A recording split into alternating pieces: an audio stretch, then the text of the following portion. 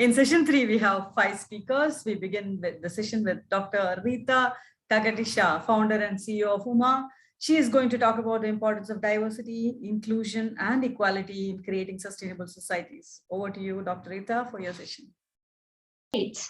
Well, I actually sat in and watched some of the remaining of day 2, and what a phenomenal conversation and landscape we had today. So today I'm going to talk about, start off the presentations, we're talking about the importance of diversity, inclusion, and equality in creating these sustainable societies that we've just spoken about. So this is a brief agenda of the session for today. We're going to look briefly at what is sustainability all about. So some of it will be recap from what we've just heard, but it's good to hear that and reinforce these information. Then we're going to look about why sustainable is important to business success and tackle it from more of a diverse and inclusion perspective. Then I'll talk to you a bit about an overview of UMA and how my company is trying to fulfill exactly the criteria that I'll be presenting above that. And then we'll talk about some key learnings and how we as individuals, as founders, as citizens can implement some of these best practices going forward. So let's start with sustainability and just recap really on what we've heard about today. So I love to think about it as, you know, what can we do to do better in the world about us? How can we make the world sustainable, a better place for all of us as global citizens and everyone that shares the air that we will breathe in. So one of the ways is to help the community. This is everything that all of us as citizens can do in the world around us. Help the environment, that's another one there. So we help the community, we help the environment. And this is something that, you know, you don't have to be a business leader, you don't have to be a professional, you can be anybody that can do these things, right from the age when you're born onwards until you become older in society. It's something that is usually mission driven. So when you think of something that is a mission driven company, when you think of something that is, you know, what is the purpose that we're doing? That's what you want to be thinking of in terms of how can we really be sustainable and focused in helping our planet around us. Globalization, bringing cultures together. This is actually quite important when we talk about diversity and inclusion. We are a global world. One thing that the pandemic has taught us is how we can actually all be brought together much more because in different ways, and because of the fact we can do remote sessions like today's, and how much easier it's becoming of that. So we are global citizens. We don't just think about our own little communities that we live in, but we think of a wider community and the wider world around us. And this is what globalization helps to bring about us too. There are several volunteer projects that we can all take part in as well. And this could be so many different examples of exercises, projects, missions that we can help around the world into. One of them is corporate sponsorship. So there are companies around us, and I know some of the talks today did speak a little bit about corporate sponsorship as one angle, and that is a big angle that can make quite an impact as well on how can we help and do things in the world around us. And then ultimately, we want to think about how can we be economically efficient. And we'll talk about the 3 Ps a little bit later on, but this is something that drives us all together. Ultimately, you can't just have one facet without having the others, and it all goes around in a cyclical sort of way. And this is why we think about the efficiency, how we can help the community, how we can come together as a globalization in order to do that. So why is this all vital to business success that we just talked about here? Well, for one, if you are a company, it improves trust with your customers, with anyone that works for you, whether it's investor, whether it's your client base, and at the same time, you protect the environment while doing so. But the word trust is a key element there, because that's something that ultimately is something that, you know, your consumers believe in. And when you have that belief, that trust, that's when you can actually further your mission further even more. There are lots of short and long-term benefits as well. And we will delve a little bit further into that. A lot of people, when you think of the word sustainability, you think about, okay, what can I do right now in this day and age? Well, ultimately, sustainability is a long-term benefit. You know, isn't something that just impacts our generation that we're in, but it impacts the future. And I think that is something that we need to really focus on, that how can we not just make a better place for ourselves, but really pave the future forward for the other generations coming after us too. One way of this short and long-term benefits that we've just spoken about is energy. How can we consume? We just had Earth Day a week or so ago, and that was an excellent example of energy efficiency, where we saw countries around the world have times where they just switched off electricity, switched off power, turn off water for an hour or so in the day, and actually made that effort to do so. And that was just one example of how everyone can be reminded of little things that we can do and the big impact that can have as well. You get a competitive advantage. In businesses these days, you get tax breaks and you get tax credits, and you get opportunities to really fulfill what you're doing as a business to build your profits, but you get more of an advantage if you do this while maintaining sustainability. Ultimately, you can reduce your costs as well.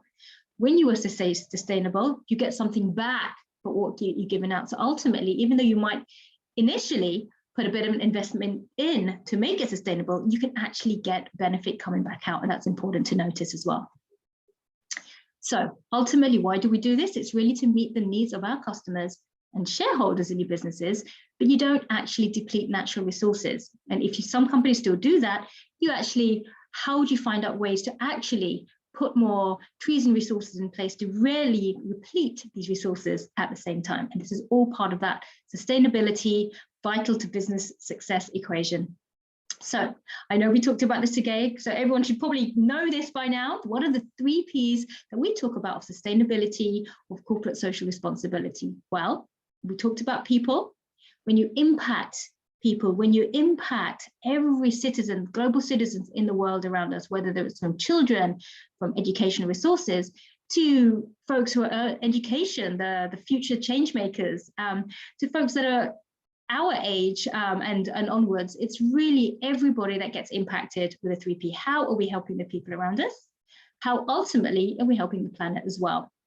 Are we doing it through waste and pollution reduction processes? Are we doing it through other methods of, keeping green resources, or watching out for the kind of paper usage that we have? Or what are we doing with other resources around us? That's really how we can protect the planet as well. And then profit. If we are talking about businesses, I have a startup myself, well, not a startup anymore, but I have a small business myself. How am I doing? What am I doing with my profits if I'm in business to ultimately getting adequate returns that can help and fulfill the sustainability and mission-driven equation of us? So again, and I like to think of this as mantra almost, you think of people, planet, profit, people, planet, profit. That's ultimately what you're thinking about. It's not just a big business goal. It's not even a small business goal. It's an individual goal. We as people can always think about what are we doing in our daily lives to make sure people, planet, and profit get fulfilled. And it's really as simple as that. So when we look at why sustainability is important to business success and how that ultimately helps diversity and inclusion, let's progress to the next part of the slides now. So when we look at sustainability in business, we think around the world. Now, we've spoken about global citizenship already, and I've already alluded to the fact that the pandemic has actually, in some ways, helped citizens come together. We all share the same problems. We all see we're working together to find solutions, and that is something that ultimately brings together the diverse cultures that we have, and ultimately makes all our communities work together as one, and that is something very important to note. It's also important to know when you're thinking about sustainability in business that you ensure that all stakeholders feel valued and included. And that is the key to know, that all stakeholders, because when you talk about the inclusion aspect, quite often you think of, folks in one area of business or one industry or one part of the world or one age bracket or one gender, and others get forgotten. But it's important to know when you think about sustainability, when we think of the UN 17 Sustainable Development Goals, it's really for all citizens, all stakeholders to feel equally valued and included in this, and we all work together to get that. When you are looking at a business, you've got to try and make it self-regulating.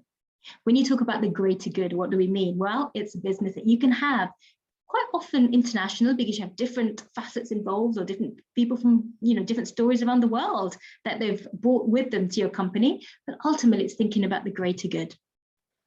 And then what you are doing by sustainability is you're helping a company becoming socially accountable. I know this was talked about in one of the past talks as well today, that it's not just about what you are doing. How are you being accountable? How are you being answerable to your generation, to future generations as well? And that is a big key as well. This is something that you are doing for the greater good. I like to equate it to what I call the decency quotient. That is something that you're not doing for yourself, but you're doing for the betterment, the genuine betterment of others. So that's really, really paired in quite nicely here. And some examples of this, and you might see and think about examples yourself, think about who you know in your lives that are philanthropists, work towards giving to charitable organizations. They might be advocacy specialists, activists, or they might be volunteers in your local communities, your local schools, your local, whatever's around you, industries, being really involved in that community level at your ethically oriented practices, wherever you look. And I'm sure we can all think of at least a handful of people that we can, straight away think of, but it's these sort of modalities that we're really thinking about in terms of who the folks are that we want to pitch ourselves on. So some of these categories that we talked about, what are these businesses? Well, some of them are governmental organizations, and they're, intergovernmental organizations. You have governments and you have lots of organizations within that, how they all work and bond together. Then you have international organizations that are not to do with the government, that are always doing sustainable fields there for you. Then you have multinational enterprises as well. So multinationals we've spoken about already today, but these are where companies have offices, local offices in many, many different countries, continents around the world, all to do with the sustainable development goal that we're talking about. So when we think about international companies, we're talking about, why do we do this? Open borders, you can modernize and you can monetize customer exchanges there. But you can also reduce trade barriers around the world. And this is very important to know when you're trying to be sustainable. This is one way of doing it, by helping each other across barriers as well. It also encourages cultures and communities to come together. And this is really how we bring it all together with diversity and inclusion. So when we talk about these sort of companies and why you do it, I'm going to tell you a little bit about my company, UMA.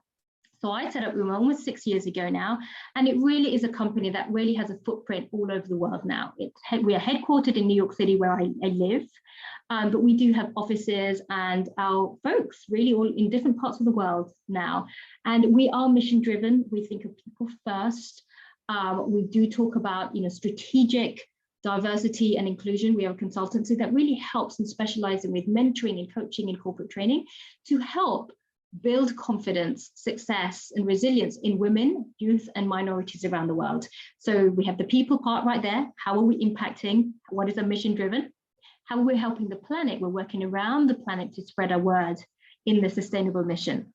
And ultimately, we're a business. So this is how we're using those profits to do good and help people around the world. And if you think about how that impacts the different SDGs, just directly what the work that UMA does supports education with youth, women, education, and also partnerships around the world. So SDGs 4, 5, 8, and 7, just as examples there. So that's just scratching the surface of an example of my own company, of how we are a sustainable company, and what are we doing around the world, and constantly being accountable to different citizens in this job. And some examples of citizens, the people around the planet that we help in order to do good to different areas.